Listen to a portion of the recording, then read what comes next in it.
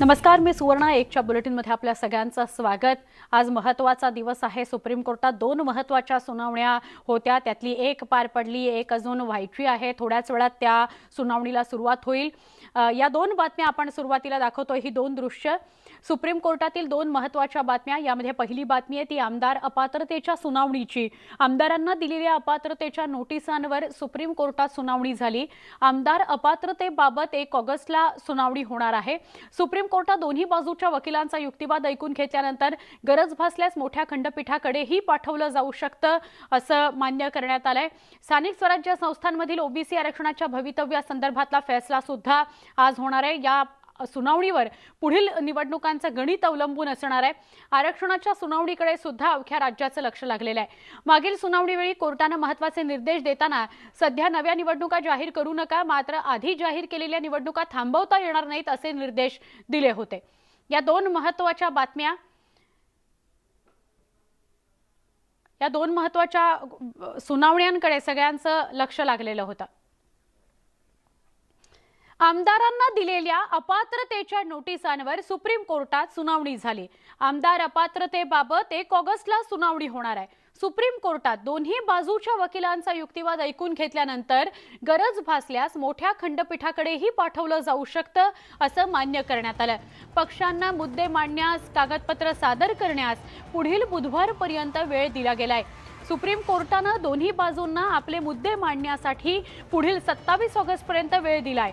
सोबतच काही मुद्दे आवश्यक वाटल्यास प्रकरणी विस्तारित खंडपीठ किंवा घटनापीठाकडे सोपवण्याची गरज आहे का, या संदर्भात विचार केला जाईल असंही कोर्टाने स्पष्ट केलंय। सुप्रीम कोर्टाने 1 ऑगस्टला पुढील सुनावणी होणार असल्याचं म्हटलंय। शिंदे यांनी शिवसेनेच्या 40 आमदारांना घेऊन बंड केल्यानंतर तत्कालीन विधानसभा उपाध्यक्षांमार्फत बंडखोर 16 आमदारांवर अपात्रतेची नोटीस बजावली होती। त्यानंतर या प्रकरणी एकनाथ शिंदे गटाने सुप्रीम कोर्टाचे दरवाजे ठोठावले होते।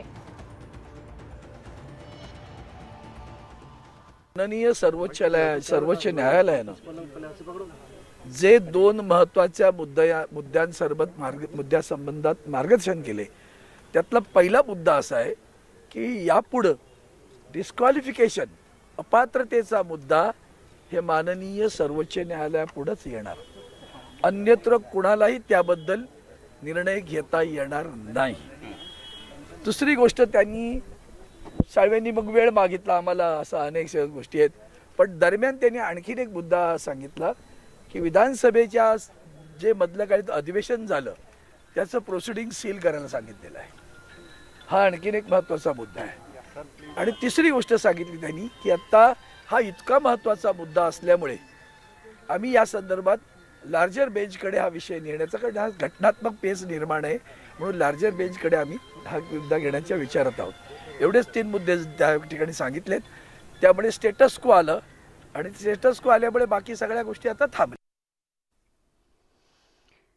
महत्त्वाचा विषय आहे एकनाथ शिंदेंसह 16 आमदारांच्या अपात्रतेसंदर्भात सुप्रीम कोर्टामध्ये सुनावणी झाली। पुढची सुनावणी 1 ऑगस्टला होणार आहे। सर्वस्व आमदारांकडे आहे, पेरेंट पार्टीकडे नाही।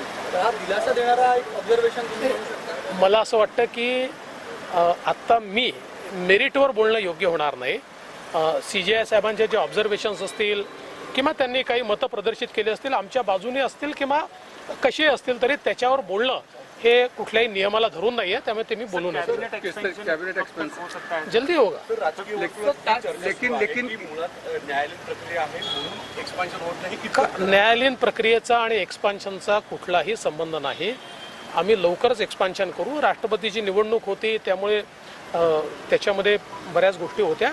आता निश्चित मला असं वाटतं लवकरात लवकर एक्सपेंशन होईल। विधानसभा का सेशन शुरू होने वाला है और एक्सपेंशन को लेकर के जिस तरीके आम्ही आता वाट पाहतोय, कारण ही केस असल्यामुळे ती केस पासवर झाली आहे, ती आता कधीही ती केस पुढे येऊ शकते आणि आम्ही सगळ्या तयारीत आहोत। मंत्रिमंडळाच्या विस्तारासाठी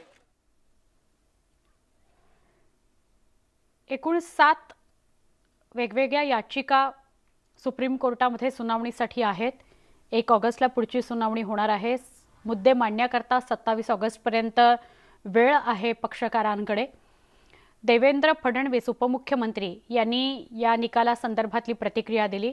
सुप्रीम कोर्टानं जी निरीक्षणं नोंदवलेली आहेत त्यावर मी भाष्य करणार नाही.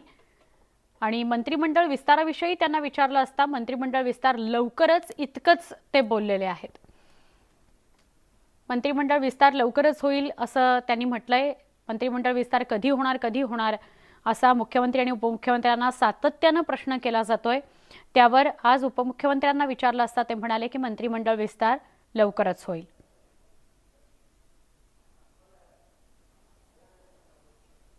अपात्रतेच्या नोटिशी संदर्भात स्टेटस को आहे.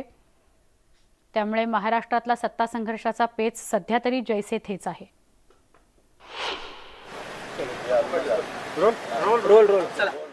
चला आज सुनावणी झालेली आहे सुप्रीम कोर्टामध्ये. मी सगळ्यांपर्यंत पोहोचली असेल काय? मला असं वाटतं की सुप्रीम कोर्टासमोर दोन्ही बाजूनी जे काही त्यांचं म्हणणं आहे मांडण्यात आलं. आमचे जे ज्येष्ठ वकील आहेत त्यांनी सांगितलं की या संदर्भात संविधान पीठाचा हा विषय आहे, त्यामुळे तो संविधान पीठासमोर देखील जाणं महत्त्वाचं आहे, कारण 10th शेड्यूल आहे. आणि मला असं वाटतं की माननीय सर्वोच्च न्यायालयाने या संदर्भात असं सांगितलेलं आहे की हा कॉन्स्टिट्यूशन बेंचकडे पाठवायचा की नाही पाठवायचा या संदर्भातलं दोन्ही बाजूंचं जे म्हणणं आहे हे म्हणणं त्यांनी 1 तारखेपर्यंत सादर करावं आणि 1 तारखेनंतर मग त्या संदर्भातला निर्णय हे ते करतील. मला असं वाटतं की जी काही सुनावणी आज झाली आहे आम्ही त्यांनी समाधानी आहोत. आम्हाला हा विश्वास आहे की आमची जी काही केस आहे ती मजबूत केस आहे, त्यामुळे योग्य निर्णय आमच्या बाजूने येईल. मात्र आता सर्वोच्च न्यायालयामध्ये ही सगळी सुनावणी चालू असल्यामुळे याच्यावर अधिक मेरिटवर बोलणं हे योग्य नाही आहे. किस तरीके से देखते हैं और स्टेटस मेंटेन करने के लिए कहा गया है? पहिली गोष्ट तर अशी आहे की स्टेटस को कशाच्या बद्दल आहे हे तुमच्या डोक्यात पक्क असलं पाहिजे.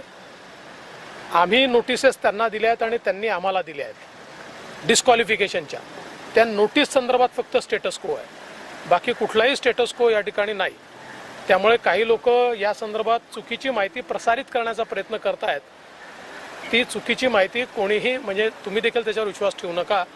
हा स्टेटस को फक्त आम्ही त्यांना नोटीस दिल्यात आणि त्यांनी आम्हाला नोटिसेस दिलेल्या आहेत. म्हणजे आम्हाला म्हणजे शिवसेनेच्या आमच्या सोबतच्या लोकांना आणि आमच्या शिवसेनेच्या लोकांनी जी तक्रार केली आहे त्यांच्या 15 लोकांना नोटिसेस दिल्या आहेत. त्या संदर्भातला स्टेटस को आहे की